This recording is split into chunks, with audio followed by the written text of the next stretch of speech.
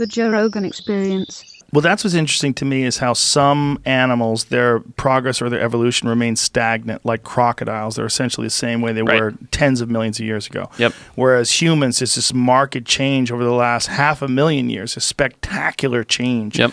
You know, or 2 million years ago, the doubling of the human brain size, Yep. like really quickly, like this special moments in evolution. But then other things don't grow at all. But then you have these lions that get trapped on this island. They go, okay, we got to get way bigger. Right. And we got to fuck up these buffalo. It's the only thing we can eat. You can't fuck up a buffalo if you're little. Right. And the bigger survived, and those are the ones that bred. I mean, it's so interesting to see how this stuff sort of plays out, and that we're studying it, and really over the last only few hundred years are really getting an understanding of it. Even less than that. I mean, we're really only starting to understand it on a big picture now. Wow.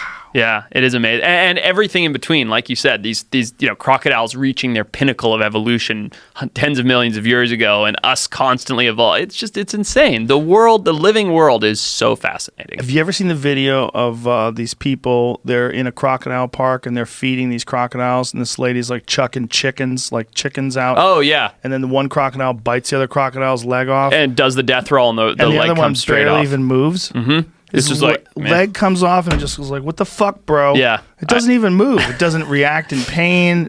Nothing. I know the exact video you're talking about. It went totally viral. Yeah. And he just rolls and the leg just pops right off. And then he just swallows his foot.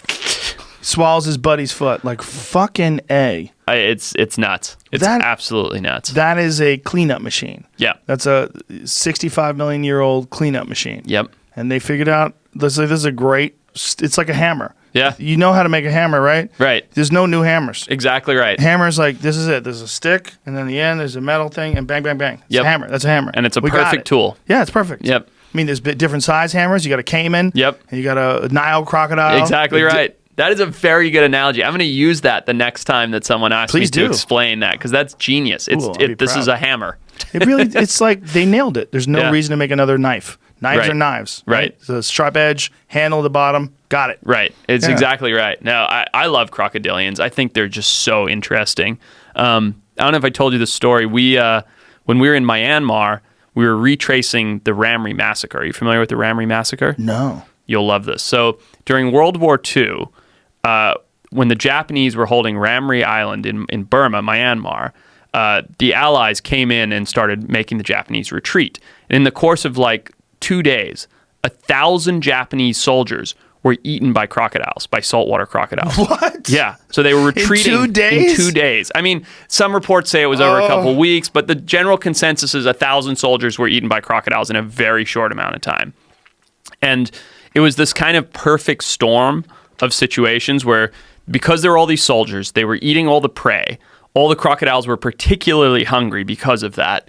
When the Allies pushed all the Japanese back into the swamps, they started screaming, and one scream would trigger all the others, like all the crocodiles, to get into a frenzy, and it just wiped out this entire populace of people that ran through the swamp. And so we went and retraced these steps to figure it out. We're like, why did this happen? To try and understand it better. And while we were there, this kid got attacked by a crocodile that was 100 years old. So probably the same animal that had eaten people during World War I, or one of them, right? And we saved this kid's life. Like, we got to the village and he had just been pulled out from this croc attack. His arm was broken in like 25 places. He was torn up. He had lacerations all over his leg, his ankle, his arm. And how'd you get him out of the crocodile's mouth? We didn't. So he fought off the crocodile, basically, and then the buddy he was with fishing pulled him into the boat and got him back to the village. What a savage that kid is. He Totally. fought off a fucking crocodile? And a big one. How did he do it? We don't know. We were so focused on saving the kid because myself and one other guy had medical training, so we were stopping the bleeding and bandaging him up, and we had the only speedboat because we had to get to this island, and this is very, very remote. So we got this kid on the speedboat and got him back to a hospital, and he lived. I think he lost the arm, but he was just going to bleed out and die right there in the village. 100-year-old crocodile. There probably was one of the crocodiles that ate the Japanese people. During the Ramri massacre. Fuck. Yeah. God damn.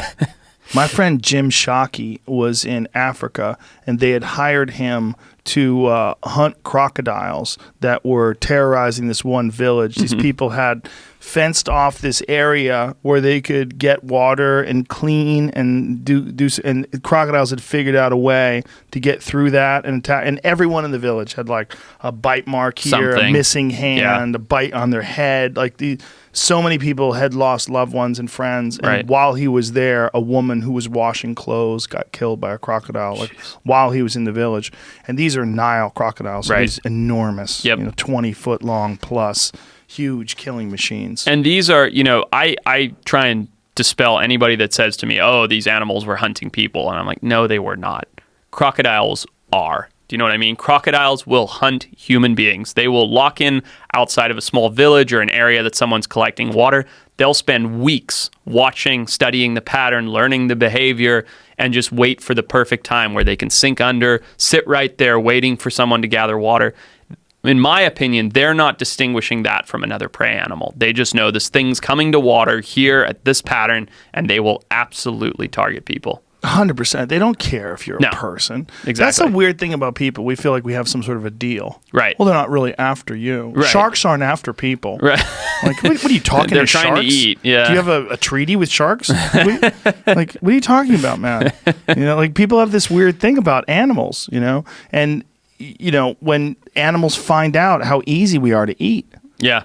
Then it becomes a real problem. Yeah, I mean, Lions of Tsavo, right? Those famous lions, they were targeting people. The Ghost in the Darkness. That's a great movie. Fantastic movie. Yeah. Oh, and so they were scary. targeting people. They knew that people were easy prey, and they're like, cool, we're going to keep eating them. Once they get a few meals, and they're like, not bad, and fucking real easy to catch. Yeah, that's right. Yeah, it's the opposite of fast food. Yeah, we're like mussels growing on the beach. Like, just pluck them. Totally. Yeah.